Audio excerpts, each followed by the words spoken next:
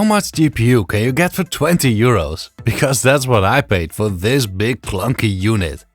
It should be quite a bit faster than the GTX 1050 Ti I paid about 3 times as much for, but it's also an older card, which might mean it doesn't support some more modern features. You know what? Let's plug it into my test PC and see if it would be a good upgrade.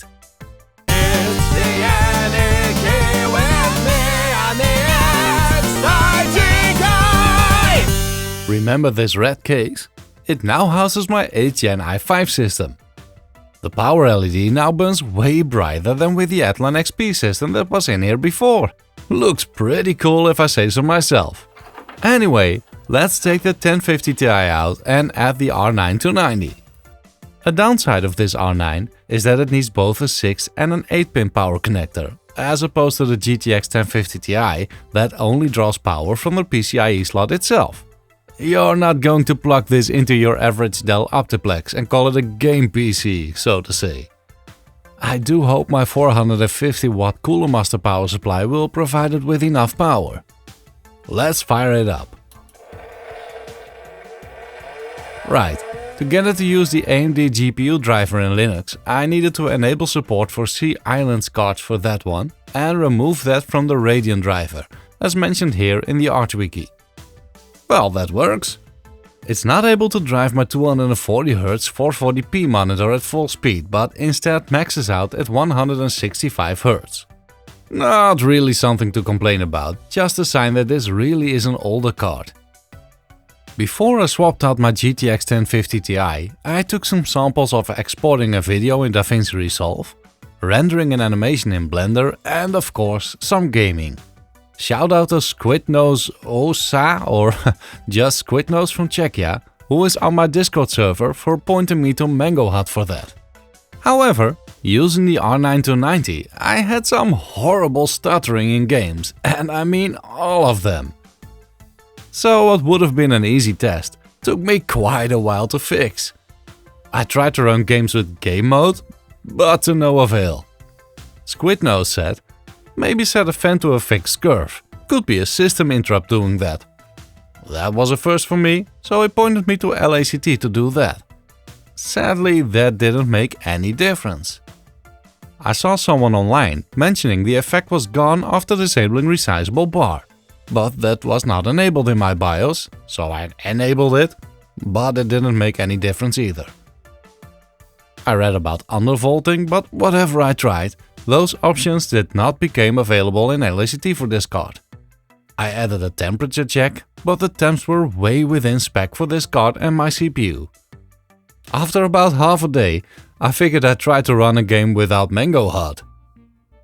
Right.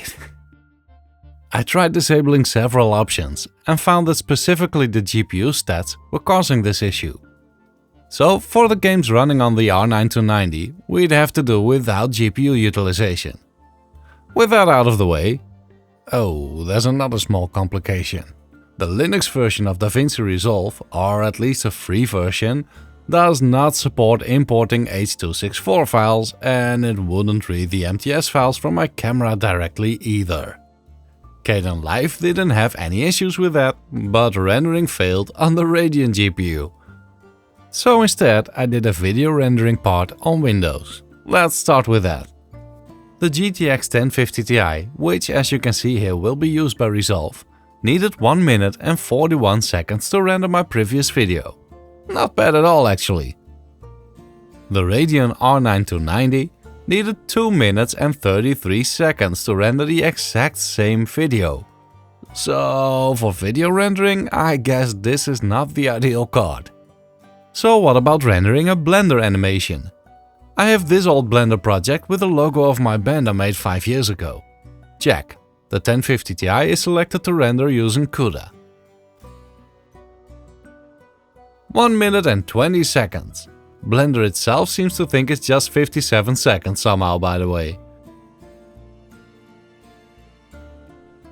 Ah, damn it. We need a more modern AMD GPU to use this. Well, let's see what software rendering does then. Well, that's interesting. Apparently my i5-8500 does rendering Blender animations quicker than an older Nvidia card.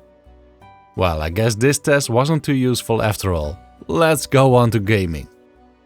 I'm testing on 4040p because that's what my monitor is outputting. I don't have a capture device capable of recording that, so this camera image will have to do. In Super Tux Card, the 1050 Ti managed to push out around 55 FPS on 4040p and high settings. The R9 290 butchered that result with over 100 FPS on average, although dipping to around 75 FPS on occasion. In Doom 2016, I got around 40-45 FPS on the GTX 1050 Ti. The R9 290 mostly stayed above 50, with shootouts to 80 or even 90 FPS without monsters around me. Ride 4 did a bit over 20 FPS on the 1050 Ti, which isn't great for a racing game. The R9 290 did around 35 to 40, which is a much better experience.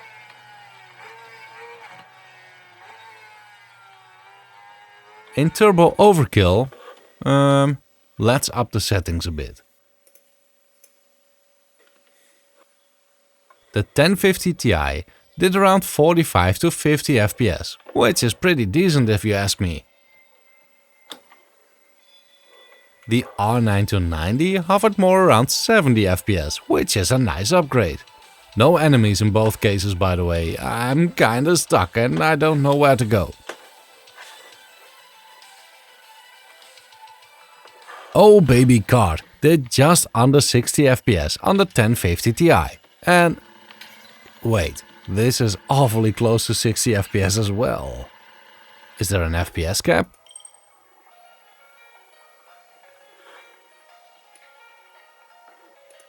Right. 160 FPS, that's more like it. Let's retest that on the 1050 Ti as well then. Cool, way over 100 FPS as well. I guess this isn't a very demanding game. What does seem to be a demanding game is Sir Whoopass Immortal Death. Only around 7 FPS on the 1050 Ti, completely unplayable. This is way better on the R9 290. Around 40 FPS is a very good improvement here. So yeah, pretty decent card for gaming, I'd say.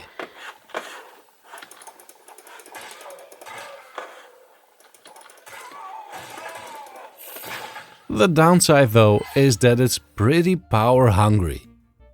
Idle in Windows, my system uses around 33 watts with a 1050 Ti and around 50 watts with the R9 290. Idle in Arch Linux, my system uses around 40 watts with the 1050 Ti and a whopping 106 watts with the R9 290. I guess power management features aren't working too well here. Running Doom 2016, my system draws around 125 watts using the 1050 Ti. With the R9 290, the power draw is way over 300 watts. So yeah, the R9 is definitely the better card for games, but is it worth the added power consumption?